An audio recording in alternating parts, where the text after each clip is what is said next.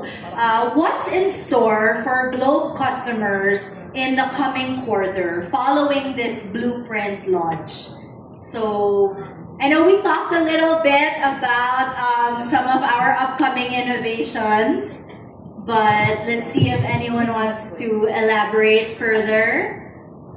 So I think the reason why we have this event is for you guys to savor the innovations that we have for the quarter. And those are the things, those are the key stuff that actually we have already launched in the market. And based on the same themes, in the next quarter, which is Q4, there will be a lot more. Pero ito na muna tayo. Diba? Kasi can you just imagine, hyper-personalization at scale is really happening across all of the brands, especially Globe Prepaid, TM, GoMo soon, and Postpaid on the reward side. Never have you seen any brand in the market, in the Philippine market today, that touches the customers in a unique way, according to a segment of one principle. And we touch our customers with customized offers even before those customers ask. So that's one. Sinasummarize ko lang yung kanina.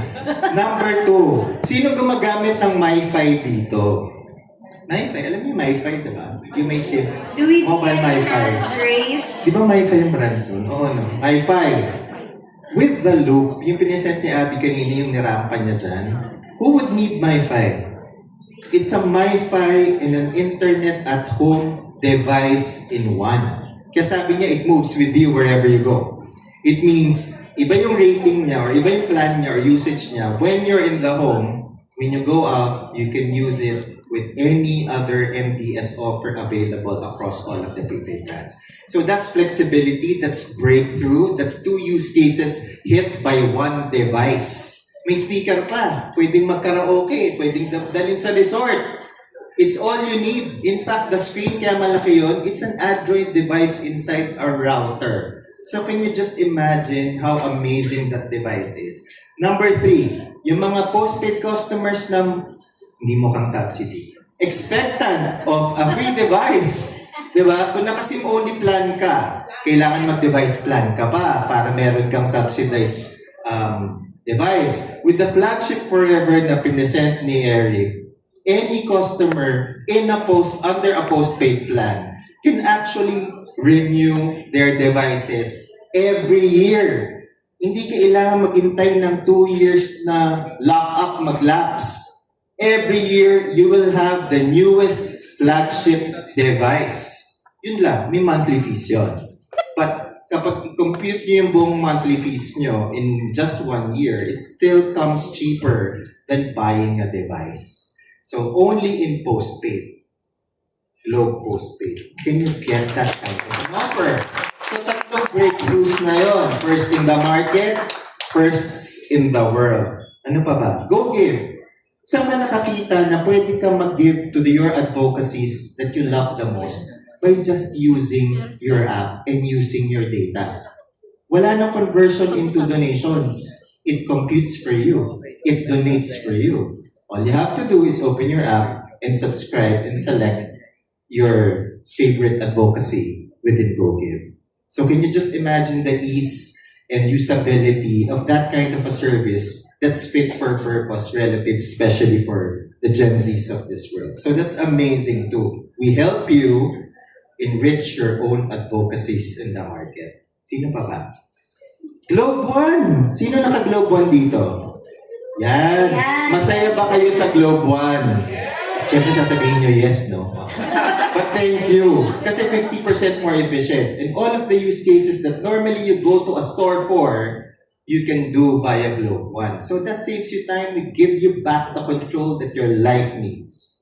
So that's amazing too. May not be first in the world, but we're proud to say that Globe One is the #1 telco app in the Philippines today.